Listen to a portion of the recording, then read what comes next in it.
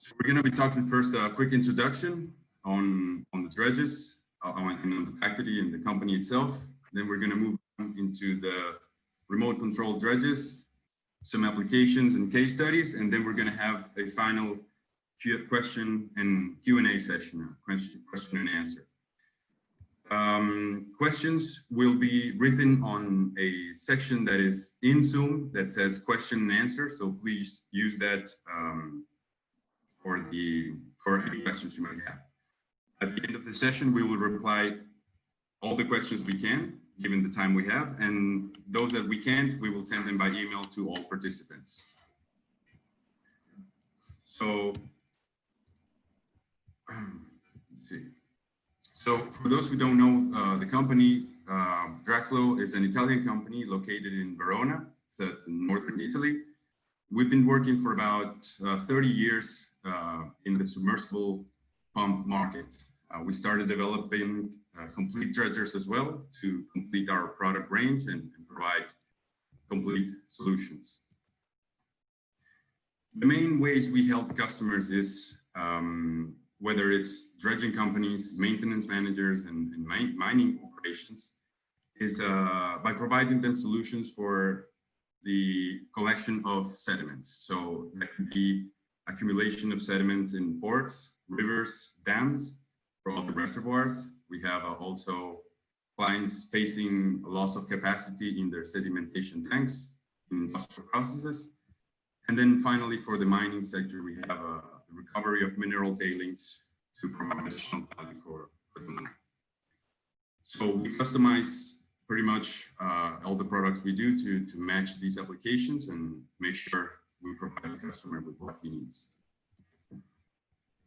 As a brief introduction of our overall product range, we divide our sections in 4 main parts.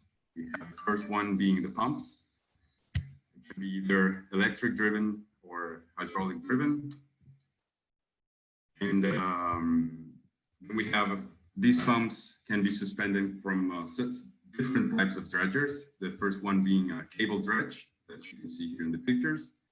Then we have a smaller version of that, which would be the remote control dredges, which are more for hazardous operations or for small scale dredging. And then we have amphibious dredges, which are for special applications such as the dredging of swamps, rivers, and shallow ponds. As in the fields of application where we work in, we have 5 main groups. We have the industrial applications for pretty much anything that needs sedimentation pond that needs cleaning. We have dredging, whether it's dam dredging or sand and gravel extraction or any other type of port operation. We have the offshore segment, which is we classified where working depths are over 100 meters of depth. We have our own sand and gravel section, being such a big market for aggregates. And then we have the mining operations for tailings reclamation and other operations. So let's get into the DRP remote control dredges and how these machines help the different applications we just saw. So the DRP remote control dredge was born as based on the needs for a solution to clean hazardous areas or areas where you wouldn't want any operator to be in. So some of the main benefits of using this machine is, of course, the reduced dimensions. We can see in the picture here, these are very compact machines. Besides that, they're all fully operational through wireless remote control up to 400 meters away from the dredge. So there's no need for anybody even close to the dredging area. What's more is that these dredges are usually used to dredge small ponds. So there's no need to disassemble the dredge when moving these units from pond to pond. So it's a very quick industrial solution to move from one place to the other. All dredgers are, of course, equipped with a Dragflow pump, which are famous for managing high solid concentrations. And on these particular remote control dredgers, there is also the possibility to automate the operation. We will see in a bit what portions of the operation we can automate and how this has a positive impact on the operation. So just a brief explanation how these dredgers are made. We have, first of all, a control panel that has all the starters for the motors, all the thermal relays, and all the sensors. We have then number two, dredging pump, which is obviously a Dragflow submersible dredging pump. We have the electric hoist that controls the position of this pump by moving it up or down, closer or farther away from the material. Then we have a set of winches that are anchored to the surrounding area of the dredging site and move the dredge around this dredging area. So everything is automated also on the movement side of the dredge. Finally, if there is particularly compacted material, we suggest the use of a jetting system, which you can see here placed in the back of the dredge. What this does is takes water from the back and then pumps it at high pressure on a jet frame located on the suction of the pump. This is to break or dilute the material that's around the area. The whole dredge is controlled through the through this remote control. This is just to give you an understanding of how simple it is to use these machines.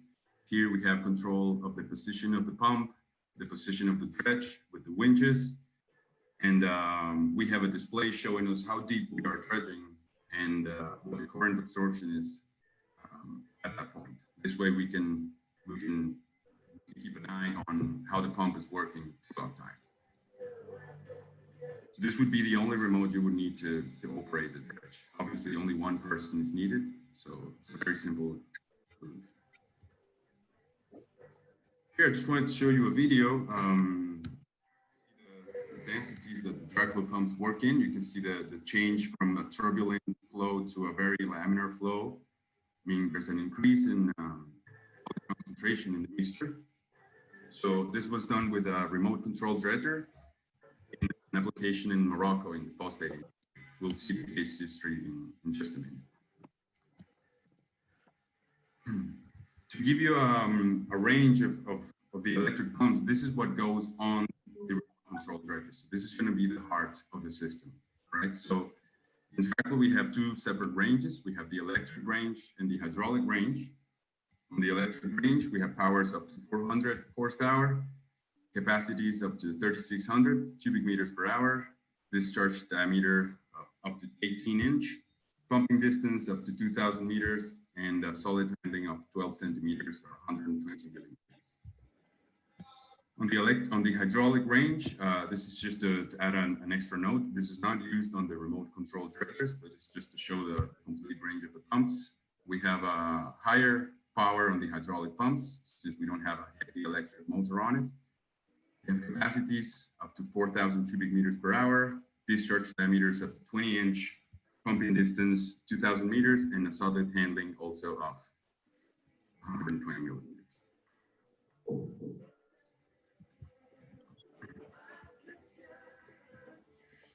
So all these pumps, what they have in common is the agitator concept, which is integrated into all the Dragflow pumps. So it's both on the hydraulic and the electric versions.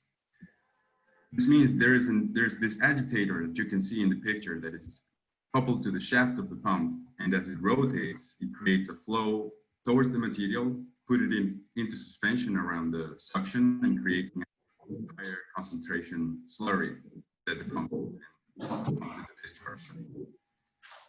Since we have the pump so close to the material, this allows us to have very high concentrations of solids, which is one of the main benefits of working with submersible pumps. Working with higher solid concentrations means we have a lower volume of water, we have smaller pipelines, smaller diesel engines to power the circuit, which makes it for a lower cost per cubic meter of extracted material. These are all things that are going to hit significantly the efficiency of the operation. This video here, you can see the agitator concept working. As you can see, there's a this double blade agitator coupled to the shaft that, as the pump spins, creates this flow towards the material, putting the sand in suspension. This is a medium range pump. This is a 44 kilowatt in a C application. Obviously, we have a loose end. You can see everything is easily lifted off from the bottom and so all Dragflow pumps work on this principle. If the material is too compacted, we do have other mechanisms to pump achieve the desired.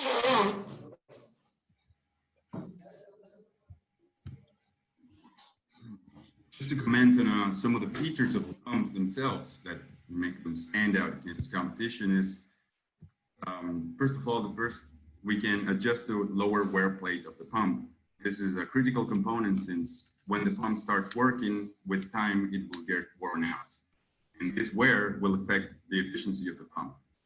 By adjusting this lower wear plate, we can reset the efficiency of the pump and use the wear parts for much longer. There's also dual thrust bearings on all pumps. This is to contrast the impact forces or any thrust that the shaft could feel. And there's also a front deflector in front of the seals that prevents any dirt from going into the seals themselves. So this is going to be the first defense against the sediment. If we look at the pump on the outside, we have several inlets that are very useful for maintaining it at optimum performance. The first one would be the external grease inlet. Like I said, we have a main seal here, which was the fledge we saw before. And then we have two sets of seals that can protect the motor from being damaged by water or sediment. So with the grease inlet that you can see located here on the right side of the pump, we can pump grease and push whatever sediment might have gotten inside, we can push it out. So we can clean or flush the seals from the inside. On the left side of the pump, we have two more bolts that you can see. The lower one being a water washing inlet. This is a direct entry to the impeller or the casing. So if there is any stuck, any dry material that makes it hard for disassemble, this is the way to keep it on check. Let's say if there's any maintenance to do, we can wash the pump on the inside and then we can wash and easily disassemble the rest. Just a note on those that are raising hands, or we have a question section where you can write all your questions, and then at the end of the session we will reply to them all. You can just find them by hovering into the Zoom screen and looking for Q&A section next to the participants. All right.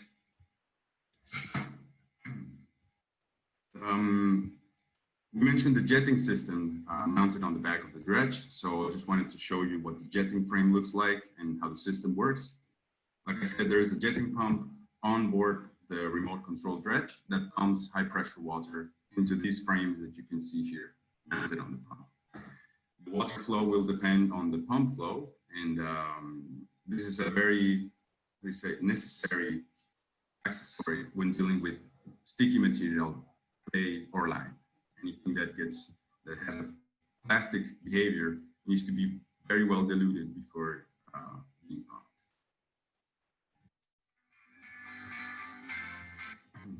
This is just to make a note on additional cutting mechanisms that we can add to the Dragflow pumps. You can see both versions working right now. On the right, we have two side cutters that both cut and drive material into the center of the pump. And then on the left hand, we have a more traditional dredging cutter, which is a central cutter located in front of the suction.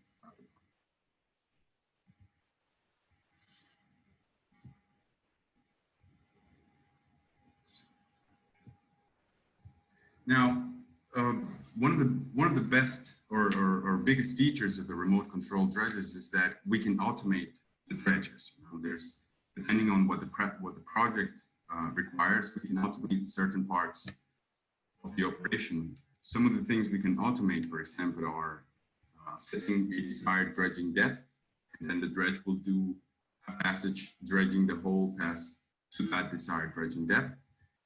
We can also monitor the discharge density through a density meter located in the discharge, and then the pump can adjust itself to maintain this density in the discharge. We can also monitor flow with a flow meter and adapt the pump speed to maintain a constant flow. Or we can also automate the movement around the dredging area itself, just using winches and moving the dredge around the entire area. So just to give you an example on how one of these packages work, for example, here we have the depth and movement automation package. In this case, you can see the dredge floating in the surface, moving towards the right.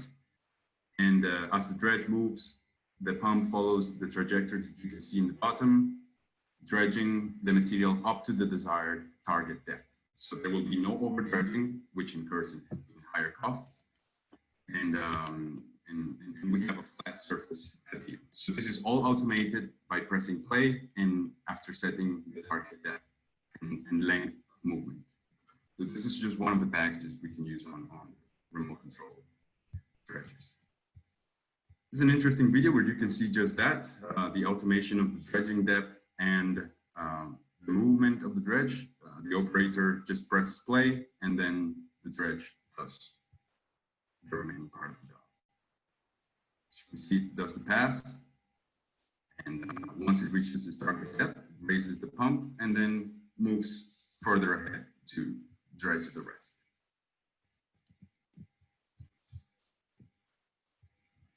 So just to give you a quick idea on the sizes of these machines, here we made a simple organization of the dredges. We have the smallest one, which works up to 60 or 70 cubic meters per hour. The medium range work between 300 and 500, which would be the DRP 60 and 120. And then we have the largest one, which works up to 800 cubic meters per hour and has the possibility to add cutters and the jetting system. So this would be as a guideline, what size would you need based on the flows you're looking at. Let's cover some case studies in the different sectors we work in, see what the issues were faced and how we help the customer solve them. First of all, I wanted to check on the dredging side. I wanted to talk about the marinas and the harbors. There's two critical areas here that require maintenance dredging, and that is the entrance that you can see here on the right, because there's a lot of recirculation of water, dropping sediment in this particular area. So this is always an area that will require some dredging jobs. And then we have the parking lot or for the boats. It's expensive to move all the boats to do the dredging, so if we can use a compact solution such as the remote control dredgers, there will be no need to do any of these removal of the boats. In this case study we did in Italy a couple of years back, we were dredging precisely the entrance of the marina. There was a lot of sedimentation making it harder for the boats to drive into the marina. So we used the smallest DRP we have, working with a 13 kilowatt pump, about 70 cubic meters per hour of mixture. As you can see, there's no space for operators. The person on board was finishing the startup of the dredge, and it's a very compact system that allows them to clean the entrance of the harbor and the parking lot for the boats. It's just a photo of the discharge where the material will be in contact.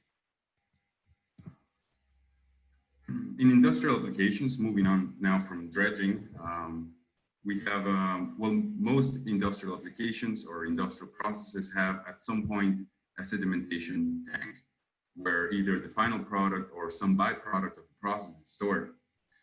The problem is that as the operation moves forward, these tanks tend to fill up and lose their capacity. So if there is not a system in place to take care of this, there could be some downtime in the future for the plant, since they have no other storage area for this material. Another important thing in industrial applications is that, different from dredging, these sediments are usually toxic, or the site in general has some sort of a threat for the operator. So we should try not to have any risk for operators in the operation. That said, I wanted to present you a couple of case studies on the more industrial applications. The first one here is a chemical plant in Vasto in Italy. This is in southern Italy. This chemical plant had 2 ponds where byproduct of the process was being stored, and this mud stored in these basins had to be pumped into a set of press filters that are located. Well, the dredge had to pump into this white tank that you can see here on the picture. The fluid had a high pH, so we did have to put some protections on the pump and the dredge itself to avoid any crust or any scale forming on the dredge. And of course, given the nature of the application, it was not possible to have anybody on board. We proposed another remote control dredge, this is the smallest version here too. This is protected against alkaline fluid present in the pond, and was working with a pump with about 100 cubic meters per hour of production. So since they had to dredge 2 ponds, they can just lift this one dredge and without any disassembly move it into the next area. Here's just a picture to see a better view of the site. So the operator from the shore moves the winches and controls the pump to move its way around the whole dredging area and take the mud out. Another project we did in the industrial applications. This one is in Bosnia in a steel plant. So in this one, it wasn't a sedimentation pond. It was a water intake dam. So it's used to have water for the processes readily available at the plant. And we use the pond to allow the sediments to drop down and use cleaner water into the plant. Again, those sediments, with time, they accumulate and their capacity of the dam reduces. So if there's not a solution, we will also have problems here down the road.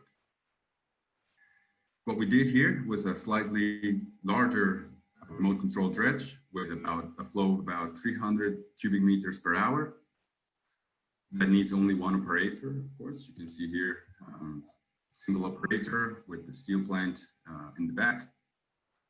And it became the fixed solution for the project. So now the plant operates this dredge maybe 4 times a year with 1 operator, 2 operators on site, and just get the job done and not have issues down the road.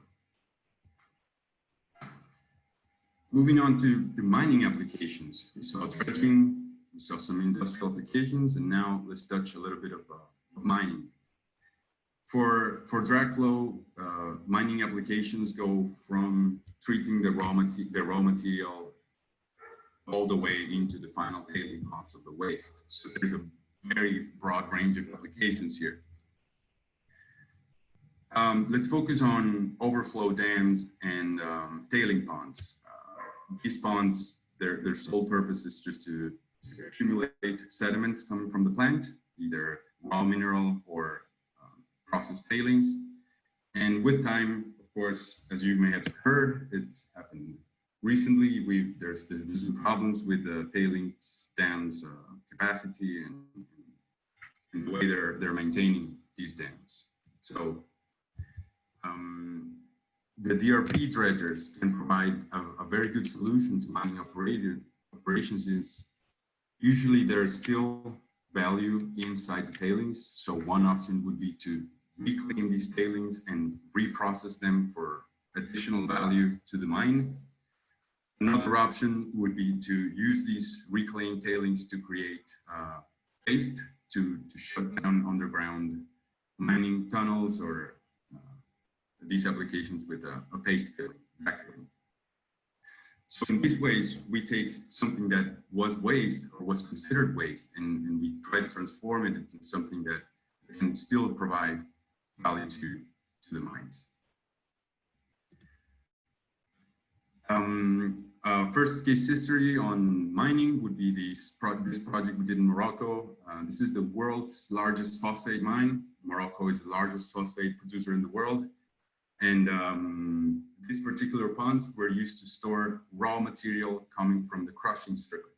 So whatever the plant could not process was pumped here and stored in these dams. The dams were lined with geomembrane, so we couldn't use any cutting mechanisms. The material was heavily loaded with clay, which is sticky and needs some sort of dilution system to get it to a pumpable state. And yeah, so in those two ponds, we use two remote control dredgers with slightly larger pumps. These were 90 kilowatt dredging pumps with a jet system mounted on the back, as you can see here on the back of the dredge. This is used to dilute the clay, as we spoke about before, to get a good concentration out of the pump. We use 4 winches of 110 meters each for the positioning of the dredge, and we controlled everything from up to 400 meters away. You can see here some more pictures of the dredge in operation and the dredge when it was still on land. Project is still ongoing. Customer has 2 more remote control dredgers working on site. This is an ongoing operation. The last case history I wanted to show you is it's a coal mine tailings clean. So this coal mine had smaller tailing ponds that used to store the sediment, and they needed a solution that could be lifted from one pond to the other. So this is a very common request. The fact that you can take one machine and quickly move it to the next one without any downtime or disassembly. So the particularity here in this project was where we had to pump the material to. We had to pump 200 meters away, which is not far, but we still had to pump 60 meters up. So fortunately, we do have electric models for pumps that can achieve this high heights without any booster. So we can have only one pumping unit all the way to the discharge area. The dredge this into a conveyor belt, and which was then taken for further reprocessing down the road. Like I said, the dredge can be lifted as a single unit and can manage the required head for the application, which was about 70 meters. Here's just to show you how complete the pumps in the remote control dredges can get. I mean, here we not have only the pump. We also have a jetting system located on the suction. We have a cooling jacket for partially submerged operations where the water depth is not high enough. And then we have 2 electric side cutters that help increase the production of the pump by cutting and draining the material in. So once these cutters bring all that cut material in, the agitator and the jet system is going to mix them up, creating this high concentrated slurry we're looking for. On the right here, it's just the remote control like we saw before, just full control of the pump. Here you have cutters, jetting system, and all the winches of the dredge, so there's no need for anybody on board. Here's a photo of when we were doing the startup. We do a first startup with the pipeline just to quickly check the performance of the pump. So let's move into the Q&A section. I don't know if anybody's had any questions. Please use the question and answer section in the bottom of the screen.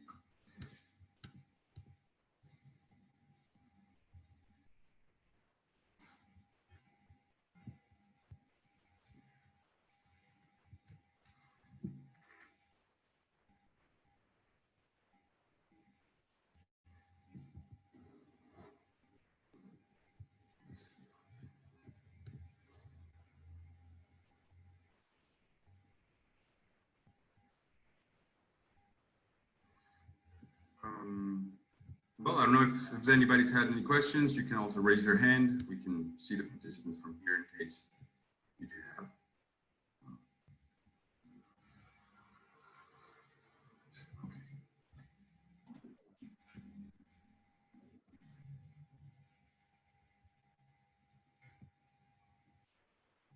Just a sec, Tim. I'll be with you just a sec. I'm just unmuting your mic.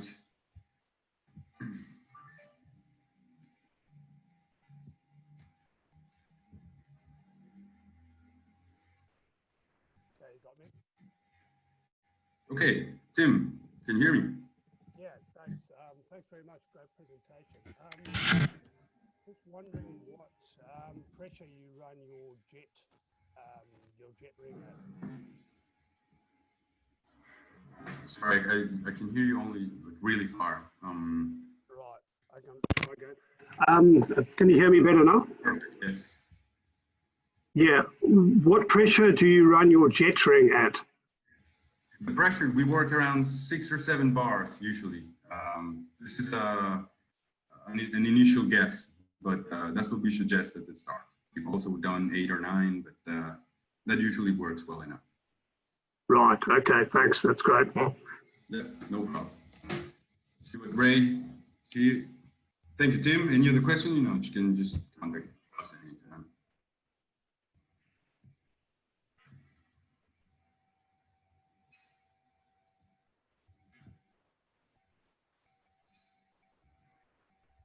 Hi, Ray. Hello, can you hear me? Yeah, I can hear you fine. Hello, just have one question. With the automatic dredge, is the automatic dredge using a kind of GPS system to find the way, or is it? Exactly. Yes, that is an option we can include in the package. We do use a GPS station also for bathymetry checks, but yeah, we can couple the two things together and have the dredge follow a certain path. Okay, and a second question: is it possible to rent a small dredge? For example, if I'm calling from Austria, it's not so far away from you. So is it possible to rent a dredge if we have an application? Well, that's more a thing we see with the local distributors. So I'll make sure to check on that and get back to you. No, so we are the distributor in Austria. Okay. I see. Well, let me discuss it with Filippo. I'm sure we can work something around it. Okay. Yeah. Thank you. No problem, right? Let's see. Maximum distance of the remote control system so far is 400 meters. This is, of course, a simple upgrade we can do on the control panel to have even 600 or more. Of course, 600 meters, you still need to see the dredge from where you are working. So it's something to keep in mind. All right, let's see if we have anybody here in the chat or Q&A.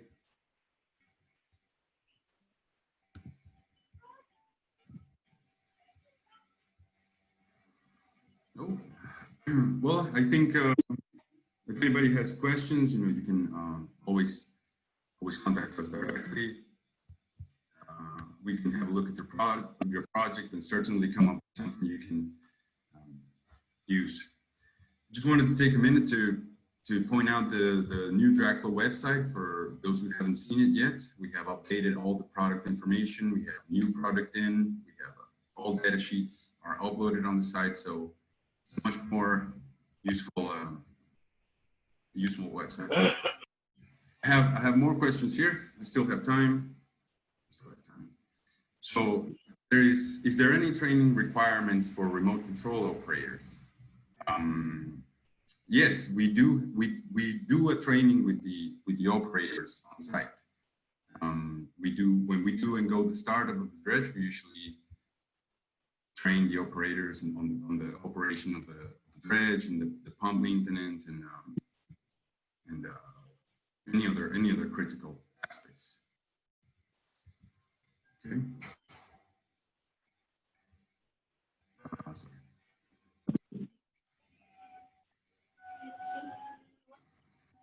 soil limit shear resistance to operate with your pumps using the jetting system. I will have to get back to you on this. I mean, it is related to the jetting pressure. So I will get back to you on this. All the questions will be replied by email, all the answers that we just given, and we'll just fill up those that weren't answered during the presentation. Okay. Let's see. Mohammed from Morocco, we can apply this. Can we apply this mini barge in a water treatment station? Yes, we have actually done some works in treatment station just to clean some of those sedimentation ponds. This works really well being a compact system. Works really well with sludge. So with the sediments that we find in water treatment plants, we shouldn't have any problem. Okay, Tim, what percentage of solids do we hope to obtain with the system? We usually work with a 60% concentration by weight.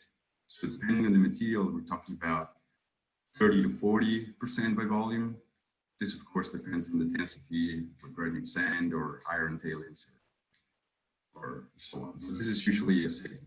And what's important with the dredging, with submersible dredging pumps, is that we have full control of what's going on right in front of the suction of the pump.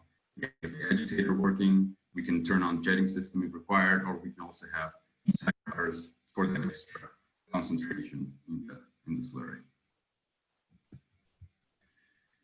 What is the maximum length of the winches cables?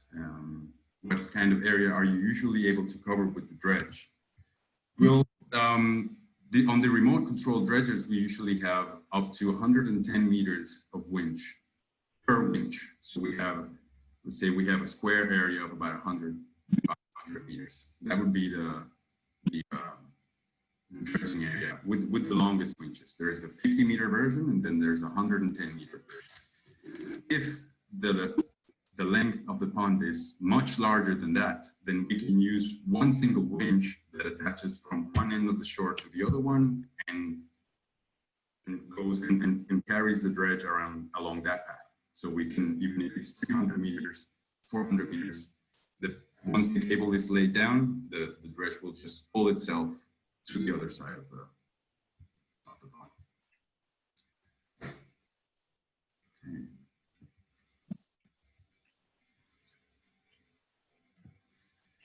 How do we control the percentage of solid in respect to water? Can we adjust the mixture in live time? Yes, this is the main reading we have for this, without any density meter or flow meter, would be the current absorption of the pump.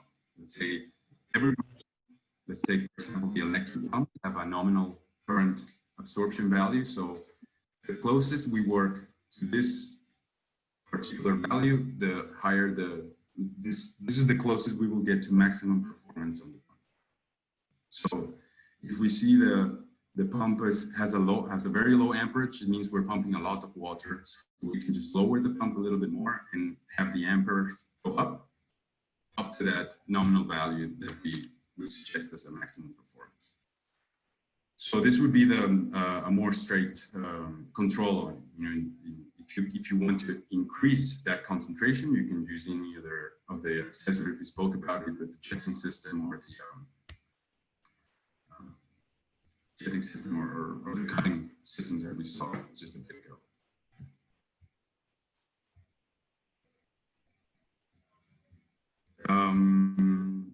Let's see, can we apply photovoltaic to the pump and electrical control? We'll probably need a bit more power than this. I haven't seen it done before. Certainly an interesting solution we can look up in the future. So I'll check on that and I'll get back to you, Mohammed. Ray, does your hydraulic HY85 160 and go pump 15 meters below the water with SG 1.3?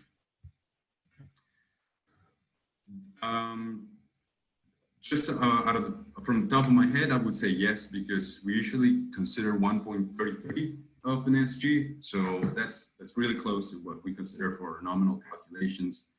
And regarding the depth, I really see no problems with working at 15 meters. Please remember that if you are going to work beyond 30 meters, you will need a special compensation pack to protect the pumps of the seals, because water pressure can be very high at those depths. So we just protect the pump a little bit more, only if we're working above 30 meters of depth. Okay.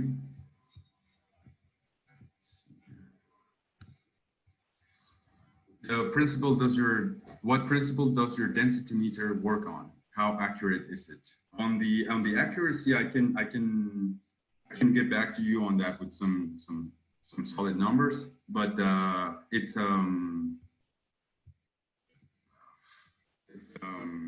ultrasonic sensor. So it's a machine that taps on the pipe, and depending on the vibrations it receives as feedback, it measures the system. So it's not a nuclear device. There's no need for any special permits or anything like that. So we'll get back to you on that with Tim on the accuracy of the system. We have used it from small pipes, from let's say a 4-inch pipe all the way into the 20-inch pipe, which is the largest one we have so far. All right, so that's all the questions I have here so far.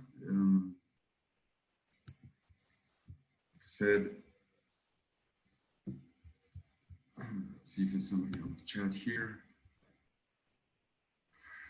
No. Okay, well, if nobody has any more questions, I mean, we are available every time to just give us a call and talk about your project or any particular product you'd like to look at.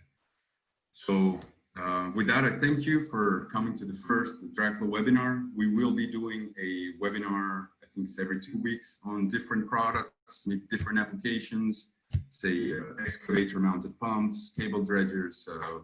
We're starting a whole new series on this, trying to stay closer to this new normality.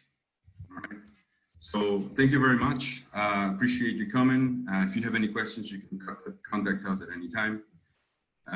Keep well.